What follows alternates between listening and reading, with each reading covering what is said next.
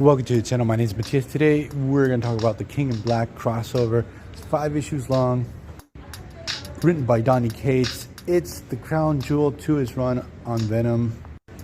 It seems to be a pretty good story because I have one major problem. Here in Argentina where I live, the crossover came out before any of the tie-ins, especially the Venom series that seems to go in tandem with everything that goes on in the main story.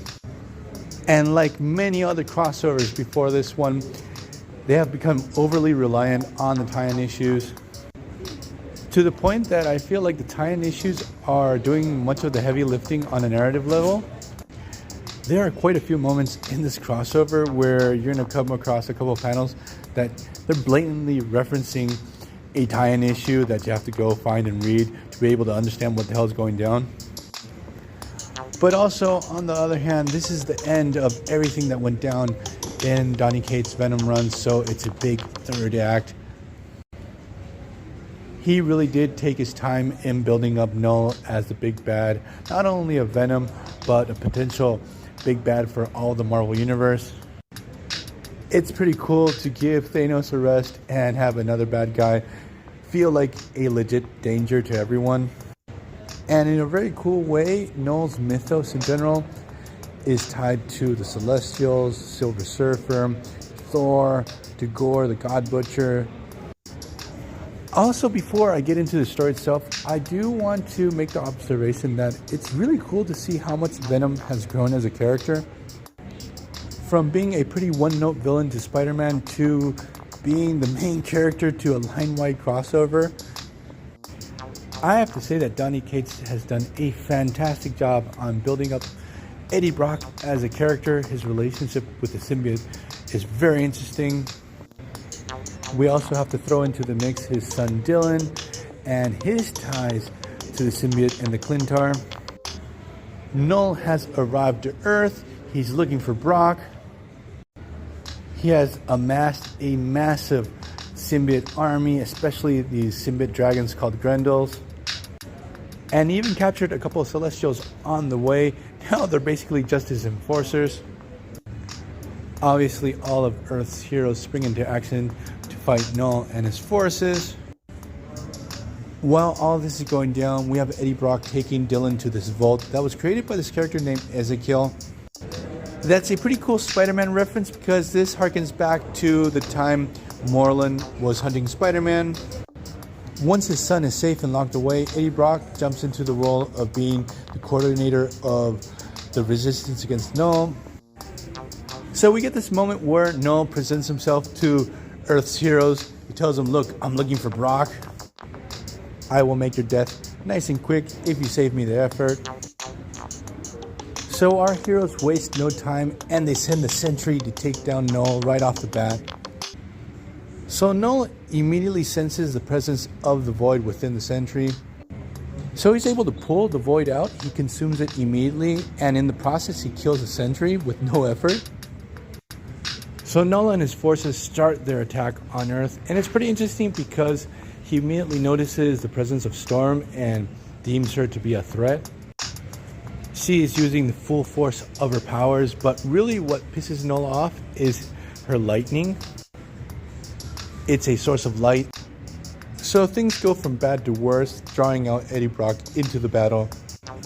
He directly confronts Null, and Null very easily defeats him.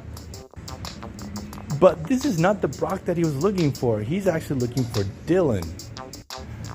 Now, I don't know how Null knows about Dylan, possibly through Carnage. I'm not sure. Again, I didn't read the issues leading up into this or any of the tie-ins. He just discards Eddie Brock. He throws him off the Empire State Building.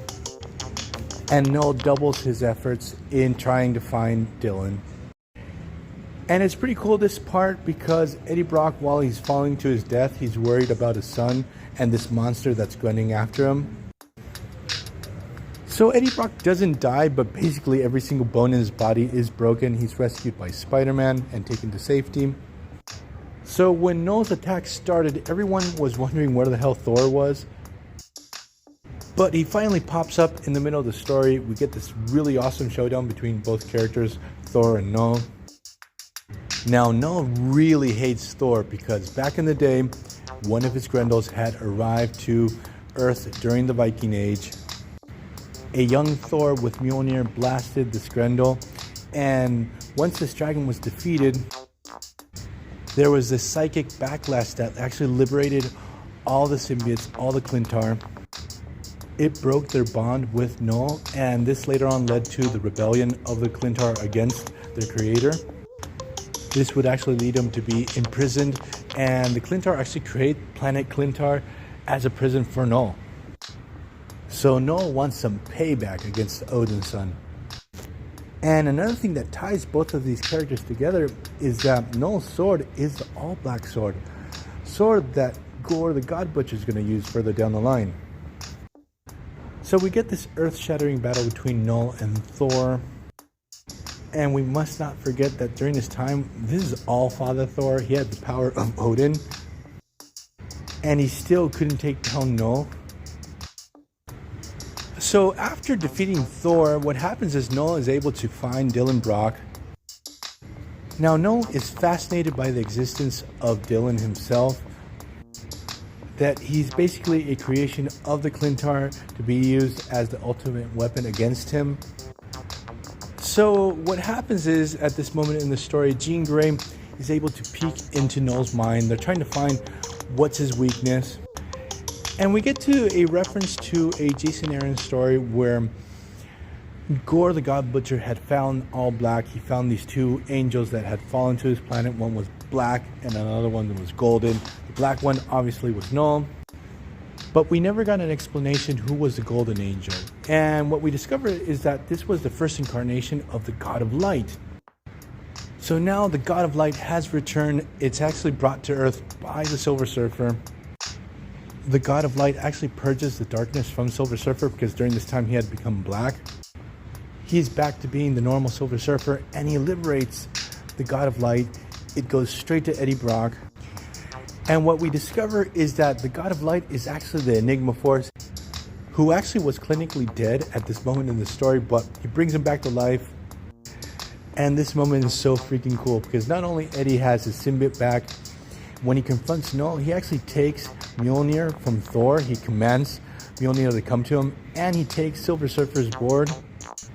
He fuses both together into this gigantic battle axe.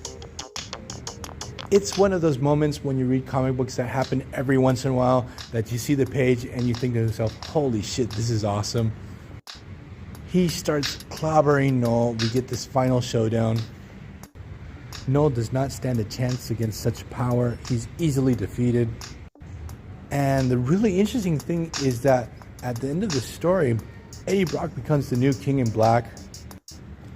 He is the new king of all symbiotes, so he's left in this really weird place where now he's the ruler of this alien race. He doesn't know what to do.